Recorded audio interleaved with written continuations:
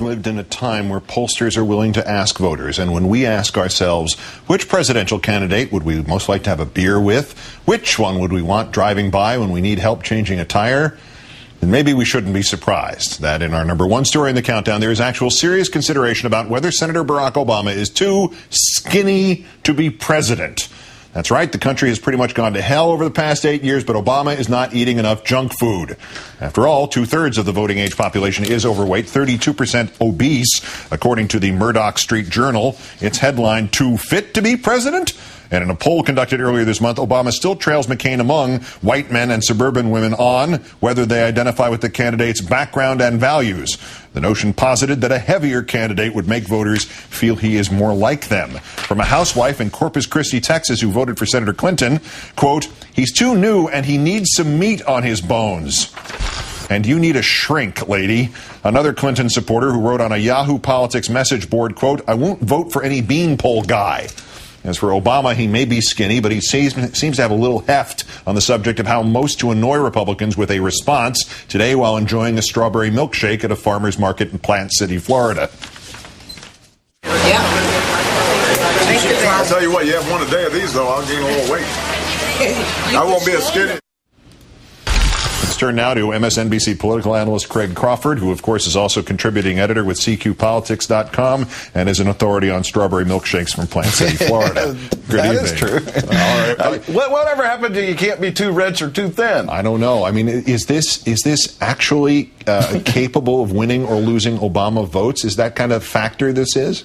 You know, when I saw this headline this morning, Keith, I first thought it must be satire, like something you'd find in The Onion. Mm-hmm. I went to read the piece. I thought, well, I'm sure it's a joke. And then, 2 or 3 paragraphs in, I realized they were seriously saying this. I mean, I've heard of prejudice against fat people, but I don't think I've ever heard of prejudice against skinny people, maybe envy. But as a factor, I think this is just goofy. I mean, it's about as goofy as saying, people vote against him because he's got slightly larger ears than most people. I was just going to go with that. If this doesn't work, it's the ears. I mean, seriously, if you're going to run through some crazy bat blank reason to not vote for somebody at a rate of 1 or 2 a day, you are going to run out pretty quickly, pretty early. Soon. Apparently, August 1st was that over-under date.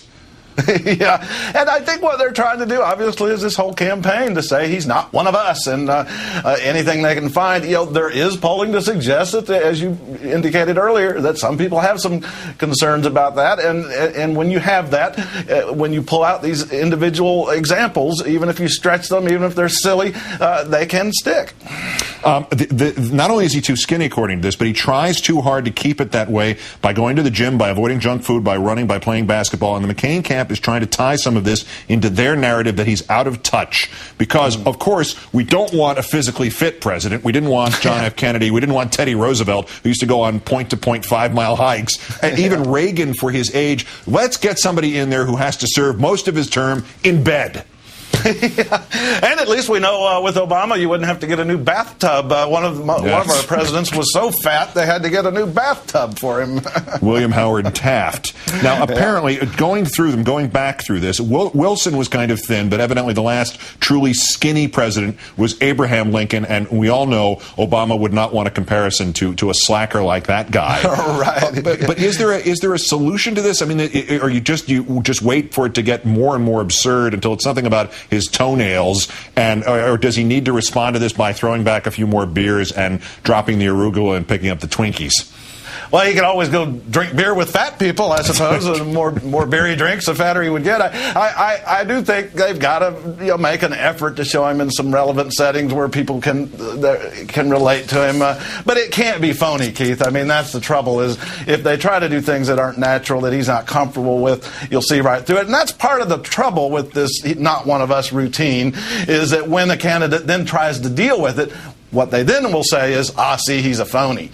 So it's dangerous to try to do too much with that. But I've seen Republicans run this not one of us routine against Democrats for a long time, 20 years or more, and it's worked against every Democrat except Bill Clinton. So I'm sure they just want to play it out. It's right out of their playbook. Well, he got it. Apparently he got it right because he jogged and ate junk food. So he had the whole, he appealed to everybody. Yeah, only Bill Clinton could work both sides of that, picking out while he exercised. Yeah. Go for a jog, end up at a McDonald's. Our own Craig Crawford of CQPolitics.com. Thank you, Craig. Have a good weekend. You too.